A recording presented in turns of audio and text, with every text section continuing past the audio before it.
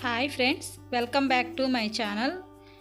ఈరోజు మనం టేస్టీగా ఉండే కొబ్బరి లౌజ్ని ఎలా తయారు చేసుకోవాలో ఈ వీడియోలో చూద్దాం. ఈ వీడియో మీకు నచ్చినట్లయితే ఒక లైక్ చేయండి, కామెంట్ చేయండి, సబ్స్క్రైబ్ చేయండి. ఇప్పుడు ముందుగా మనం ఒక 4 కొబ్బరి చిప్పలు తీసుకొని వాటిని తురుముకొని పక్కన పెట్టుకోవాలి. కావాలంటే మిక్సీ కూడా వేసుకోవచ్చు, తురుముకుంటే టేస్ట్ బాగుంటుంది. ఇలా తురుముకున్న కొబ్బరిని పక్కన పెట్టుకోవాలి. ఇప్పుడు మనం కొబ్బరి ఎంత తీసుకున్నామో అంత పంచదార తీసుకోవాలి. 4 చిప్పలకి 1 కిలో పంచదార తీసుకోవాలి. ముందుగా స్టవ్ ఆన్ చేసుకొని ఒక కడాయి పెట్టుకొని అందులో ఈ పంచదార పోసుకోవాలి. ఇప్పుడు ఒక half tea glass water add చేసుకోవాలి. ఈ పంచదారని బాగా మీడియం ఫ్లేమ్లో మంట ఉంచుకొని కరిగేలాగా కలుపుకుంటూ ఉండాలి. ఇలా పంచదారని బాగా మధ్య మధ్యలో కలుపుతూ ఉంటే త్వరగా కరిగిపోతుంది. ఇప్పుడు ఒక ప్లేట్లోకి కొంచెం వాటర్ తీసుకొని పక్కన పెట్టుకోవాలి. మనకు పాకం వచ్చిందో రాలేదో చెక్ చేయడానికి.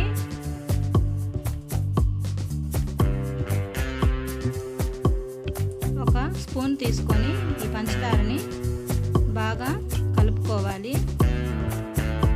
ఇలా కలుపుతూ ఉంటే త్వరగా కలుగుతుంది పంచదార. చూడండి, ఇలా బబుల్స్గా వచ్చింది.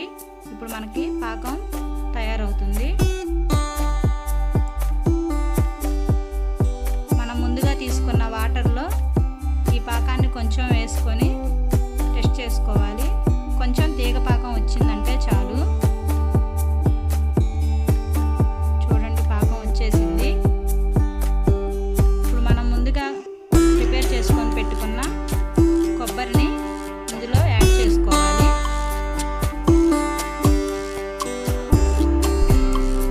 ఇలా ఈ కొబ్బరి తురుమును మొత్తాన్ని యాడ్ చేసుకొని బాగా కలుపుకోవాలి.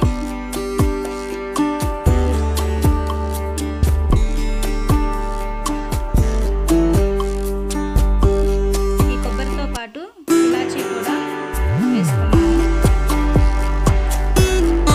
యాలకులు పౌడర్ చేసుకొని వేసుకోవాలి.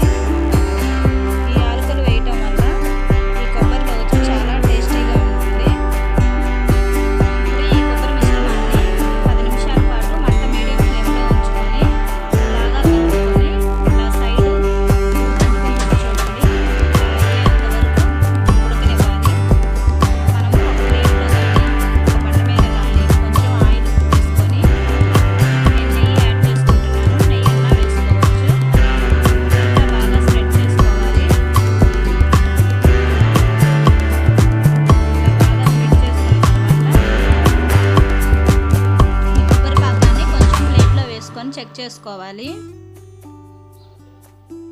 ఇది బాగా ముద్దలాగా వస్తే మనకి పాకం వచ్చినట్టు. చూడండి, ఇంకా రాలేదు. ఒక 2 నిమిషాల పాటు మంటను మీడియం ఫ్లేమ్లో పెట్టుకొని బాగా ఉడకనియాలి.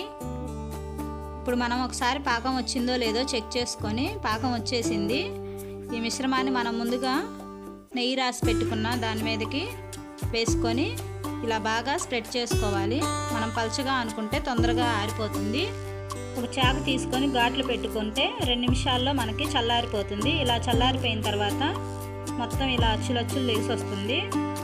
ఇప్పుడు మనకి ఎంతో టేస్టీగా ఉండే కొబ్బరి లౌజు రెడీ అయిపోయింది. మా వీడియో నచ్చినట్లయితే తప్పకుండా సబ్స్క్రైబ్ చేయండి.